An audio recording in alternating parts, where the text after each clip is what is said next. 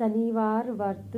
इस दिन शनि की पूजा होती है। काला तिल, काला वस्त्र, तेल, उड़द शनि को बहुत प्रिय है, इसलिए उनके द्वारा शनि की पूजा होती है। शनि की दशा को दूर करने के लिए व्रत किया जाता है। शनि स्रोत का पाठ भी विशेष लाभदायक सिद्ध होता है। तो आज की वीडियो में शनिवार के जो व्रत करते हैं उसकी कथा प्रारंभ करते हैं। एक समय सूर्य, चंद्रमा, मंगल, बुध, बृहस्पति, शुक्र, शनि, राहु और केतु इन ग्रहों में आपस में झगड़ा हो गया कि हम सब में सबसे बड़ा कौन है। सारे ग्रह अपने आप को बड़ा कहते थे, किंतु जब आपस में कोई निश्चय न हो सका कि बड़ा कौन, तो सब ग्रह आपस में झगड़ते हुए इंद्र के पास पहुंचे और कहने लगे कि आप सब देवताओं के राजा, इसलिए आप हमारा न्याय करके बताओ कि हम 9 ग्रहों में सबसे बड़ा कौन है। राजा इंद्र इतना जटिल प्रश्न सुनकर घबरा गए और कहने लगे कि मुझ में यह सामर्थ्य नहीं है जो किसी का बड़ा या छोटा बतलाऊं। मैं अपने मुख से किसी भी ग्रह के लिए कुछ नहीं कह सकता। हाँ, एक उपाय जरूर बता सकता हूँ। इस समय पृथ्वी पर राजा विक्रमादित्य दूसरों के दुखों का निवारण करने वाले हैं, इसलिए तुम सब मिलकर उन्हीं के पास जाओ, वहीं तुम्हारे दुखों का निवारण करेंगे। यह सुनकर सभी ग्रह देवता भूलोक में राजा विक्रमादित्य की सभा में जाकर उपस्थित हुए और अपना प्रश्न राजा के सामने रखा। राजा उनकी बात सुनकर बड़ी चिंता में पड़ गए कि मैं अपने मुख से किसको बड़ा और किसको छोटा बतलाऊं। जिसको छोटा बतलाऊंगा वही क्रोध करेगा। परंतु उनका झगड़ा निपटाने के लिए एक उपाय सोचा। उन्होंने सोना, चांदी, कांस, पीतल, सीसा, रांगा, जस्ता, ब्रक और लोहा 9 धातुओं के 9 आसन बनवाए। सब आसनों को क्रम से, जैसे सोना सबसे पहले, लोहा सबसे पीछे बिछाए गए। इसके पश्चात राजा ने सब ग्रहों से कहा कि आप सब अपने अपने सिंहासन पर बैठिए। जिसका आसन सबसे आगे वह सबसे बड़ा और जिसका आसन सबसे पीछा वह सबसे छोटा, जानी क्योंकि लोहा सबसे पीछे था और वह शनिदेव का आसन था। इसलिए शनिदेव ने समझ लिया कि राजा ने मुझको सबसे छोटा बना दिया। इस पर शनि को बड़ा क्रोध आया और कहा कि राजा, तू मेरे पराक्रम को नहीं जानता। सूर्य एक राशि पर 1 महीना, चंद्रमा 2.25 महीना 2 दिन, मंगल 1.5 महीना, बृहस्पति 13 महीना, बुध और शुक्र 1 महीने, परंतु मैं एक राशि पर 2.5 अथवा 7.5 साल तक रहता हूँ। बड़े बड़े देवताओं को भी मैंने भीषण दुख दिए। राजन सुनो, राम जी को 7.5 आई और वनवास हो गया। रावण पर आई तो राम और लक्ष्मण ने सेना लेकर लंका पर चढ़ाई कर दी, रावण के कुल का नाश कर दिया। हे राजा, अब तुम सावधान रहना। राजा कहने लगा, जो कुछ भाग्य में होगा देखा जाएगा। उसके बाद अन्य ग्रह तो प्रसन्न के साथ चले गए, परंतु शनिदेव बड़े क्रोध के साथ वहां से सिधारे। कुछ समय पश्चात राजा को 7.5 की दशा आई तो शनिदेव घोड़ों के सौदागर बनकर उनके सुंदर घोड़ों के सहित राजा की राजधानी में आए। जब राजा ने सौदागर के आने की खबर सुनी तो अश्वपाल को अच्छे अच्छे घोड़े खरीदने की आज्ञा दी। अश्वपाल अच्छी नस्ल के घोड़े देखकर उनकी मूल्य सुनकर चकित हो गई और उसने यह खबर तुरंत ही राजा को खबर दी। राजा ने उन घोड़ों को देखा और एक अच्छा सा घोड़ा चुनकर सवारी के लिए चढ़ा। राजा के घोड़े की पीठ पर चढ़ते ही घोड़ा जोर से भागा। घोड़ा बहुत दूर बड़े जंगल में जाकर राजा को छोड़कर अंतर्ध्यान हो गया। इसके बाद राजा अकेला जंगल में भटकता फिरता रहा। बहुत देर के पश्चात भटकते भटकते राजा ने भूख और प्यास से दुखी होकर एक ग्वाले को देखा। ग्वाले ने राजा को प्यास से व्याकुल देखकर पानी पिलाया।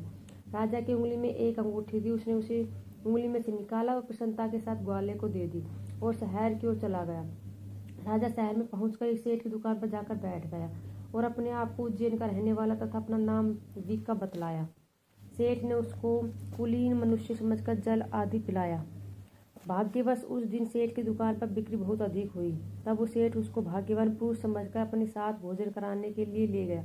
भोजन करते समय राजा ने आश्चर्य की बात देखी कि खूंटी पर हार लटक रहा है, वह खूंटी हार को निगल रही है। भोजन के पश्चात कमरे में आने पर जब सेठ को कमरे में हार न मिला तो सबने यह निश्चय किया कि सिवाय विका के और कोई इस कमरे में नहीं आया, अतः अवश्य ही उसी ने हार चोरी किया। परंतु विका ने हार लेने से मना कर दिया। इस पर 5-7 आदमी इकट्ठे होकर उसने फौजदार के पास बुलाए। फौजदार ने उसको राजा के सामने उपस्थित कर दिया और कहा कि यह आदमी तो भला प्रतीत होता है, चोर मालूम नहीं होता, परंतु सेठ का कहना है कि इसके सिवाय और कोई घर में आया नहीं, अवश्य इसी ने चोरी की। तब राजा ने आज्ञा दी कि इसके हाथ पैर काट कर चौरंगिया किया जाए। राजा की आज्ञा का तुरंत पालन किया गया और विका के हाथ पैर काट दिए गए। इस प्रकार कुछ काल व्यतीत होने पर एक तेली उसको अपने घर ले गए और कोल्हू पर उसको बिठा दिया। विका उस पर बैठा हुआ जुबान से बेल हाँकता रहा। शनि की दशा समाप्त हो गई और एक रात को वर्षा ऋतु के समय वह मल्हार राग गाने लगा। उसका गाना सुनकर उस शहर के राजा की कन्या उस राग पर मोहित हो गई और दासी को खबर लेने को भेजा कि शहर में कौन यह राग गा रहा है। दासी सारे शहर में फिरती फिरती क्या देखती कि तेली के घर में चौरंगिया राग गा रहा है। दासी ने महल में आकर राजकुमारी को ये सब वृतांत सुना दिया। बस उसी क्षण राजकुमारी ने अपने मन में यह प्रण कर लिया कि चाहे कुछ भी हो मैं चौरंगिया के साथ विवाह करूँ। प्रातःकाल होते जब दासी ने राजकुमारी को जगाना चाहा तो राजकुमारी अनशन व्रत लेकर पड़ी। तब दासी ने रानी के जवाब जाकर राजकुमारी के न उठने के वृत्तांत कहा। रानी ने तुरंत ही वहां पर आकर राजकुमारी को जगाया और उसके दुख का कारण पूछा। तो राजकुमारी ने कहा कि माताजी, मैंने ये प्रण किया है कि तेली के घर में जो चौरंगिया है मैं उसी के साथ विवाह करूंगी। माता ने कहा, पगली है, क्या बात कर रही है, तुझको किसी देश के राजा के साथ विवाह कर जाएगा।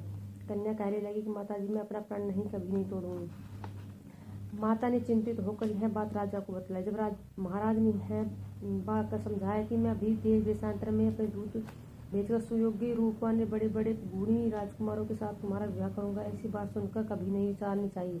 कन्या ने कहा, पिताश्री, मैं अपने प्राण त्याग दूंगी परंतु किसी दूसरे व्यक्ति से विवाह नहीं करूंगी। इतना सुनकर राजा ने क्रोध में आकर कहा, यदि तेरे भाग्य में ऐसा ही लिखा है तो तेरी इच्छा हो वैसा ही कर।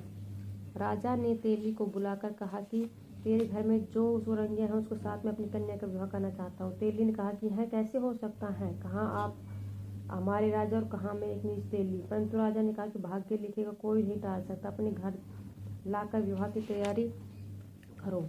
राजा ने उसी समय तोरण और बंदरवाल लगवाकर अपनी राजकुमारी का विवाह चौरंगिया बने विक्रमादित्य के साथ कर दिया। रात्रि को जब विक्रमादित्य राजकुमारी महल में सोई तो आधी रात के समय शनिदेव ने विक्रमादित्य को सौंपन दिया कि राजा कहो, मुझको छोटा बतलाकर तुमने कितना दुख उठाया। राजा ने क्षमा मांगी। शनिदेव ने प्रसन्न होकर विक्रमादित्य को हाथ पैर दिए।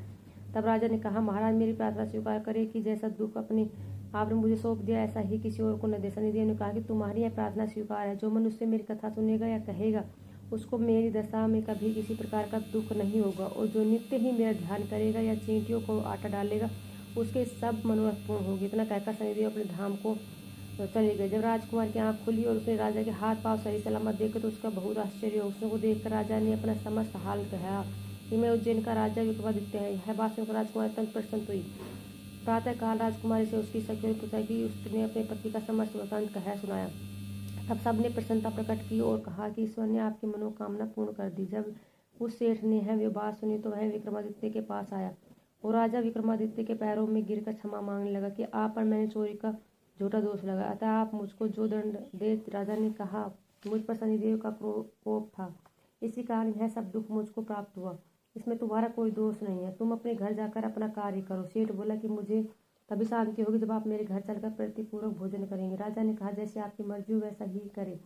सेठ ने अपने घर जाकर अनेक प्रकार के सुंदर भोजन बनवाए। राजा विक्रमादित्य को प्रतिभोज किया। जिस समय विक्रमादित्य भोजन कर रहे थे एक अत्यंत आश्चर्य की बात सबको दिखाई दी। जो खूंटी पहले हार निकल गई थी अब वह हार उगल रही है। जब भोजन समाप्त हो गया तो सेठ ने हाथ जोड़कर बहुत सी मोहरे राजा को भेंट की और कहा कि मेरे श्री कंवर नाम एक कन्या है, उसका पानी ग्रहण आप करें। इसके बाद सेठ ने अपनी कन्या का विवाह राजा के साथ कर दिया और बहुत सा दान भेज दिया। इस प्रकार कुछ दिनों तक वहां निवास करने के पश्चात विक्रमादित्य ने शहर के राजा से कहा कि अब मेरी उज्जैन जाने का समय आ गया। फिर कुछ दिन के बाद विदा लेकर राजकुमारी मनभावनी सेठ की कन्या श्री कंवर और तथा दोनों जगह के दहेज में प्राप्त अनेक दास दासी और पालक सहित विक्रमादित्य उज्जैन की तरफ चल दिए। जब शहर के निकट पहुंचे पूर्ववासियों ने राजा के आने का समाचार सुना तो समस्त उज्जैन की प्रजा अगवानी के लिए आई। तब बड़ी प्रसन्नता से राजा अपने महल में पधारे। सारे शहर में बड़ा भारी महोत्सव मनाया गया और रात्रि को दीपमाला की गई। दूसरे दिन राजा ने शहर में यह सूचना कराई कि शनिश्चर देवता सब ग्रहों में सर्वोपरि है। मैंने इसको छोटा बतलाकर इसी से मुझे ये दुख प्राप्त हुआ। इस कारण सारे शहर में सदा शनिश्चर की पूजा की कथा होने लगी। राजा और प्रजा अनेक प्रकार के सुख भोगते रहे। जो कोई शनिश्चर की इस कथा को पढ़ता है सुनता है, शनिदेव की कृपा से उसके सब दुख दूर हो जाता है। ओम शांति, ओम शांति, ओम शांति।